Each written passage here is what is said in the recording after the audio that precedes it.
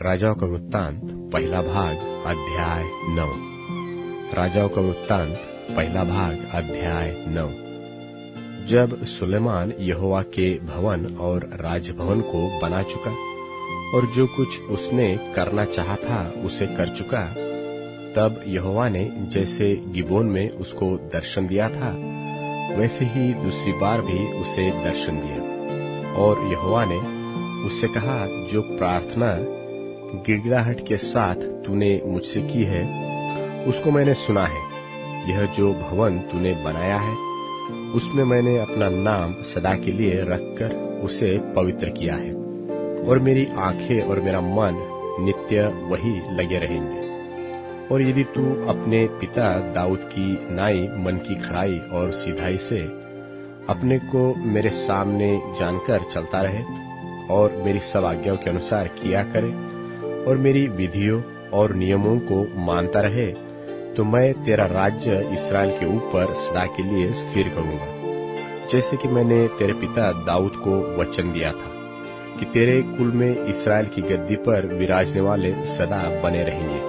परंतु यदि तुम लोग व तुम्हारे वंश के लोग मेरे पीछे चलना छोड़ दे और मेरी उन आज्ञाओं और विधियों को जो मैंने तुमको दी है न माने और जाकर पराये देवताओं की उपासना करें और उन्हें दंडवत करने लगे, तो मैं इस्राएल को इस देश में से जो मैंने उनको दिया है काट डालूंगा और इस भवन को जो मैंने अपने नाम के लिए पवित्र किया है अपनी दृष्टि से उतार दूंगा। और सब देशों के लोगों में इस्राएल की उपमा दी जाएगी और उसका दृष्टांत चलेगा। और यह भवन जो ऊंचे पर रहेगा, तो जो कोई इसके पास होकर चलेगा वह चकित होगा और ताली बजाएगा, और वे पूछेंगे कि यहोवा ने इस देश और इस भवन के साथ क्यों ऐसा किया है। तब लोग कहेंगे कि उन्होंने अपने परमेश्वर यहोवा को, जो उनके पुरखाओं को मिस्र देश से निकाल लाया था, तजकर पराये देवताओं को पकड़ लिया और उनको दंडवत की और उनकी उपासना की। इस कारण यहोवा ने यह सब विपत्ति उन पर डाल दी। सुलेमान को तो यहोवा के भवन और राजभवन दोनों के बनाने में 20 वर्ष लग गए।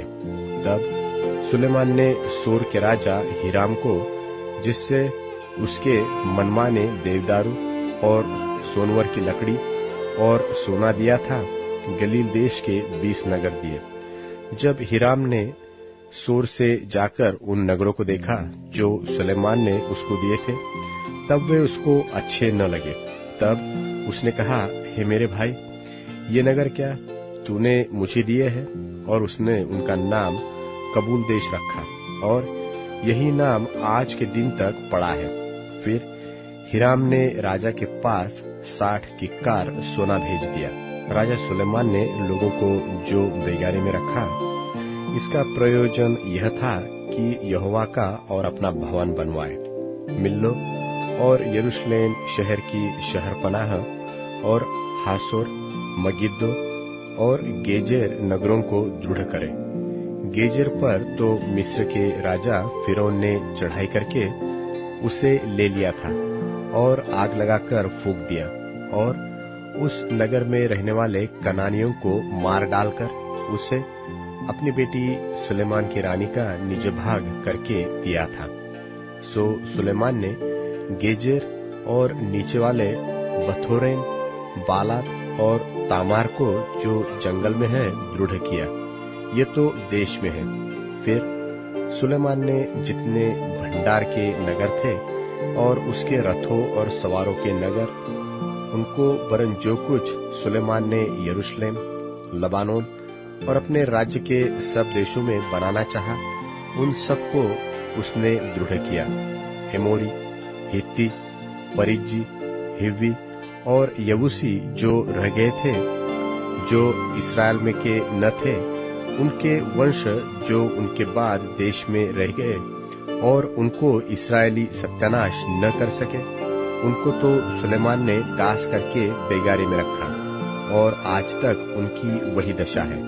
परंतु इस्राएलियों में से सुलेमान ने किसी को दास न बनाया, वे तो योद्धा और उसके कर्मचारी, उसके हकीम, उसके सरदार और उसके रथों और सवारों के प्रधान हुए।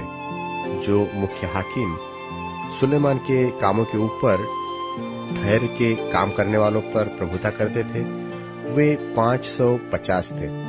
जब फिरौन की बेटी दाऊदपुर में से अपने भवन को आई जो उसने उसके लिए बनवाया था, तब उसने मिल्लो को बनवाया और सुलेमान उस वेदी पर जो उसने यहोवा के लिए बनवाई थी, प्रतिवर्ष ये 3 बार होमबलि और मेलबलि चढ़ाया करता था और साथ ही उस वेदी पर जो यहोवा के सन्मुख थी धूप जलाया करता था। इस प्रकार उसने उस भवन को तैयार कर लिया। सुलेमान की धन संपत्ति और व्यापार और शिबा के रानी का आना। फिर राजा सुलेमान ने एस्योन गेबेर में, जो एदोम देश के लाल समुद्र के तीर एलोत के पास है, जहाज बनवाए और जहाजों में हिराम ने अपने अधिकार के मल्लाहों को, जो समुद्र से जानकारी रखते थे, सुलेमान के सेवकों के संग भेज दिया।